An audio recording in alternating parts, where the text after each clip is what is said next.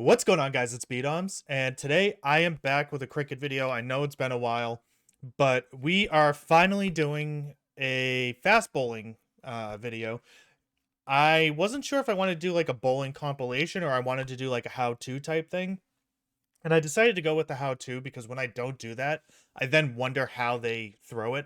So I found this one. It's how to bowl fast, top 5 bowling tips. If you guys have a better fast bowling video, let me know in the comments down below. Original video will be in the description along with all my socials and my Twitch, which I'm actually recording this live on Twitch as we speak. So if you guys like video games or you guys just want to come hang out, link will be in the description as well. And with that, let's jump right into it. Hi dear friends, in this video I will give you the top 5 fast bowling tips that will improve your bowling. So watch this video till the end if you want to enhance your bowling skills. Tip number 1. Develop a smooth and repeatable run-up. Run-up is a very Makes important sense. part of fast bowling because it gives you the momentum that generates pace in your bowling. Bowling run-up is just like an aeroplane taking off. It builds up smoothly and slowly, and when it reaches its quickest point, it takes off. You should That also makes start sense. your run up slowly with smaller steps and then gradually increase your speed with longer strides. During the run up, your body should lean forward and your arms should stay close to your body. Your hands should be in motion just above the waistband. Your head should be still and your eyes should be focused on the target. Remember that the speed of your run up should neither be too fast nor too slow, because if you run too fast you will lose control, and if you Yep. run too slow you will lose the momentum to generate pace in your bowling. So So I do like that the very first tip is establish a routine because as a baseball pitcher, that's something that's really big on pitchers is developing that routine that they can consistently do over and over and over again leading up to throwing the ball. And batters do the same thing in baseball. They have their own little stances and their own little routines that they do. It helps you get your timing down. It helps you just kind of get into a zone. If you do the same thing over and over again, it becomes muscle memory more than just thinking about what you need to do next. So that's a really good tip. so you need a balanced and repeatable run up in order to improve your bowling. Tip number 2. Improve your load up. Load up is an intermediate step between the run up and the bowling action.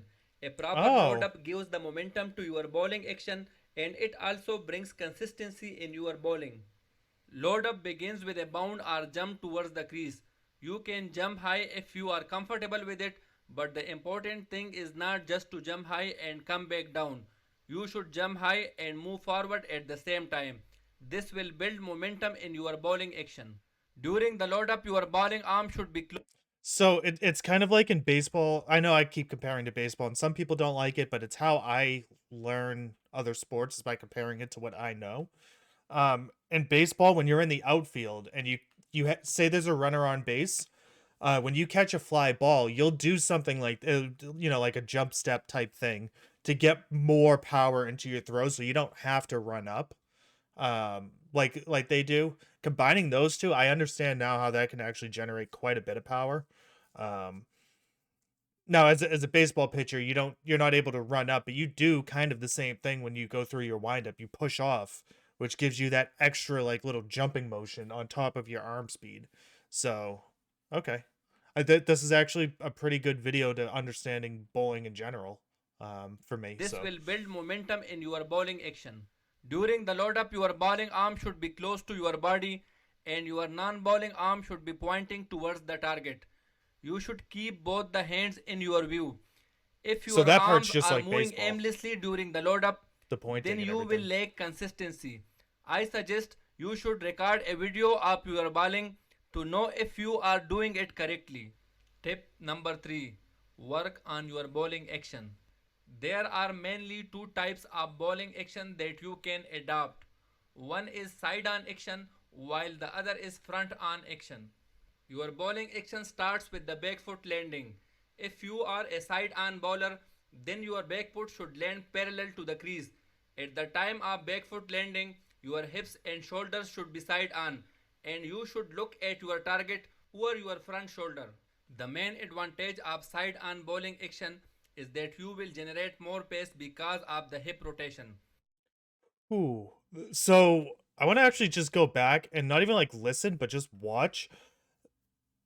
That's actually really difficult to get into that position while running up and all that If you stuff. Like are a that's actually kind of side-on bowler, impressive. then your back foot should land parallel to the crease. When they At pause the it, time of back like foot he's in landing, your perfect hips position. and Like shoulders if he was a baseball player, like other than his arm being up like that, if his arm was straight out and his back arm was actually starting to come forward, that would be like the perfect pitching stance. So like from the waist down, that actually looks just like a baseball player pitching, which is it's kind of awesome to see how similar these two sports are while being completely different from each other. shoulders should be side on, and you should look at your target over your front shoulder.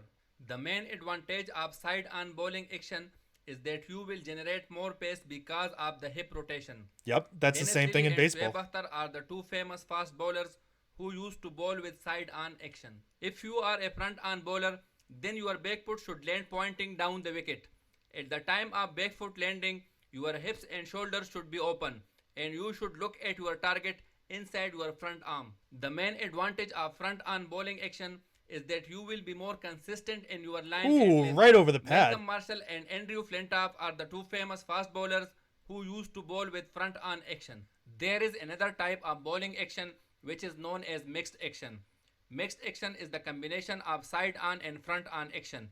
If you have a mixed action, then I suggest you should modify your action, because with mixed action, the chances are very high that you will get yourself injured.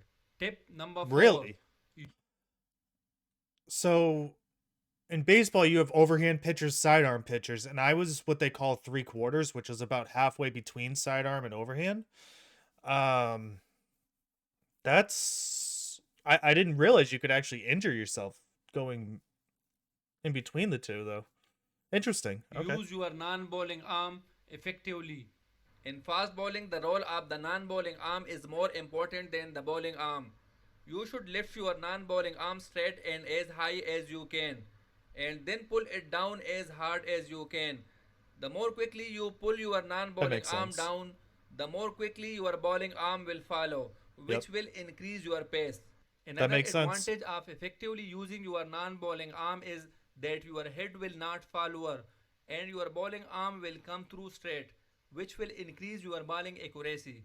So you should properly use your non-bowling arm in order to improve your bowling.